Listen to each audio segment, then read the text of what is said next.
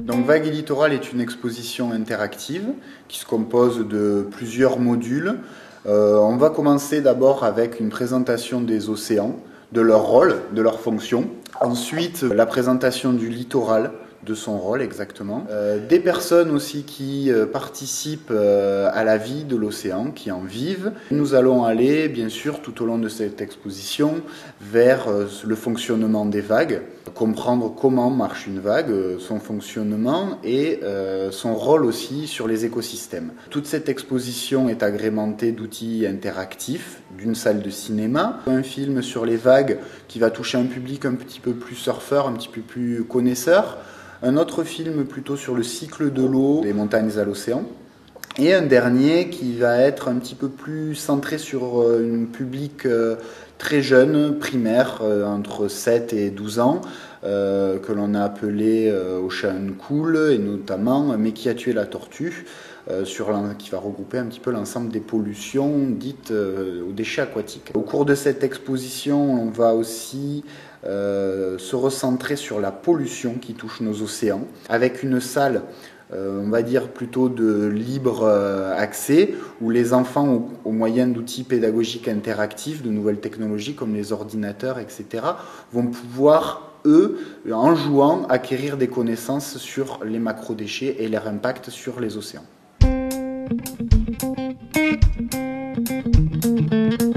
La formule éducation consiste à proposer un parcours pédagogique adapté, inscrit chronologiquement dans le temps, pour le public. La première étape sera une visite de l'exposition Vagues et Littoral, qui se trouve ici au centre Surfrider Campus. La deuxième, on va fournir nos outils pédagogiques et proposer une formation pour les encadrants, les enseignants. Et la troisième étape sera une sortie terrain qui sera organisée pour le groupe en fonction de la thématique environnementale choisie par l'animateur. Pour chaque thématique, nous allons proposer au public de rencontrer un partenaire extérieur. Pour la qualité de l'eau, nous organiserons une visite d'une station d'épuration qui nous permettra et qui permettra au public de comprendre les enjeux au niveau environnementaux, mais aussi politiques de la mise en place de stations d'épuration. Au niveau de l'artificialisation du littoral, nous organiserons une sortie terrain qui visera à une lecture de paysage pour comprendre un peu les enjeux au niveau des conflits d'usage, des différents habitats qui peuvent se trouver sur la zone et réfléchir à la place que l'homme prend au niveau de l'environnement. Au niveau de la thématique déchets aquatiques, nous organiserons un nettoyage de plages, de lacs ou de rivières à travers lequel nous aborderons la nature des déchets, l'origine des déchets, les différents types de déchets et essayer de réfléchir un peu avec le public aux gestes que nous pouvons mettre en place tous les jours pour réduire notre impact sur l'environnement, notamment au niveau des déchets. Pour le transport maritime, nous organiserons une visite et une rencontre avec des professionnels du port.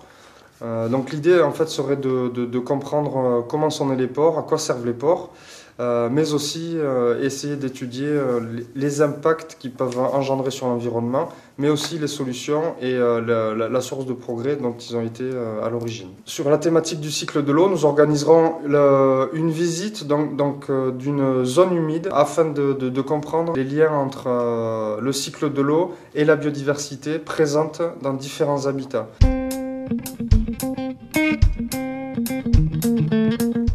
La formule formation se divise en deux points. Un point journée de sensibilisation et un point formation professionnelle continue.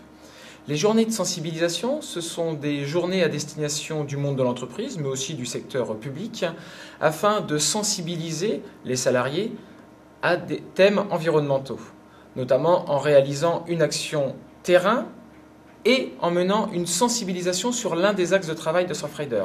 L'axe concernant la formation professionnelle continue est à destination de différents types de publics, 3 en l'occurrence.